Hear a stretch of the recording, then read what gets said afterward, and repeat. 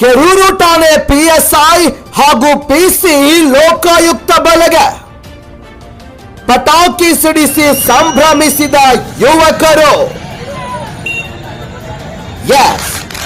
ಬಾಗಲಕೋಟೆ ಜಿಲ್ಲೆಯ ಬಾದಾಮಿ ತಾಲೂಕಿನ ಕೆರೂರು ಪೊಲೀಸ್ ಠಾಣೆಯ ಪಿಎಸ್ಐ ಭೀಮಪ್ಪ ರಬಕವಿ ಹಾಗೂ ಕಾನ್ಸ್ಟೇಬಲ್ ಸಂತೋಷ್ ಬಿರಾದಾರ್ ಅವರು ಲಂಚ ಸ್ವೀಕರಿಸುವ ವೇಳೆ ಲೋಕಾಯುಕ್ತ ಬಲೆಗೆ ಬಿದ್ದ ಘಟನೆ ಸ್ಥಳೀಯರಲ್ಲಿ ಚರ್ಚೆಗೆ ಗ್ರಾಸವಾಗಿದೆ.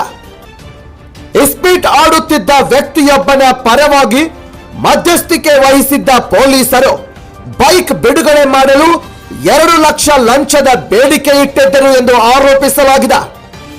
ಈ ಕುರಿತು ಮುತ್ತಪ್ಪ ನಾಯ್ಕರ್ ಅವರು ಲೋಕಾಯುಕ್ತಕ್ಕೆ ದೂರು ನೀಡಿದ್ರು. ದೂರಿನ ಆಧಾರದಲ್ಲಿ ಲೋಕಾಯುಕ್ತ ಎಸ್ಪಿ ಮಹಾಲಿಂಗ ನಂದಗಾವಿ ಅವರ ಮಾರ್ಗದರ್ಶನದಲ್ಲಿ ದಾಳಿ ನಡೆಸಿ 1,70,000 ಲಂಚ ಸ್ವೀಕರಿಸುತ್ತಿದ್ದ ವೇಳೆ ಪಿಎಸ್ಐ ಭೀಮಪ್ಪ ರಬಕವಿ ಹಾಗೂ ಪಿಸಿ ಸಂತೋಷ್ ಬಿರಾದಾರ್ರನ್ನು ರೆಡ್ ಹ್ಯಾಂಡ್ ಆಗಿ ಬಂಧಿಸಲಾಯಿತು.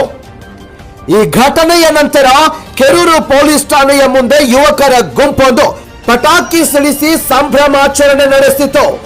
ಪಿಎಸ್ಐ ಭೀಮಪ್ಪ ಅವರ ವಿರುದ್ಧ ಸಾರ್ವಜನಿಕರಲ್ಲಿ ಈಗಾಗಲೇ ಅಸಮಾಧಾನವಿದ್ದು ಹಲವು ಆರೋಪಗಳು ಕೇಳಿ ಬಂದಿದ್ದವು ಎನ್ನಲಾಗಿದೆ. ಸ್ಥಳೀಯರು ಪಿಎಸ್ಐ ವಿರುದ್ಧ ಇನ್ನೂ ಹಲವು ಪ್ರಕರಣಗಳ ಸಾಕ್ಷ್ಯ ನೀಡಲು ನಾವು ಸಿದ್ಧ ಎಂದು ಹೇಳಿ ಹಿರಿಯ ಅಧಿಕಾರಿಗಳು ಸ್ಥಳಕ್ಕೆ ಭೇಟಿ ನೀಡುವಂತೆ ಒತ್ತಾಯಿಸಿದ್ದಾರೆ.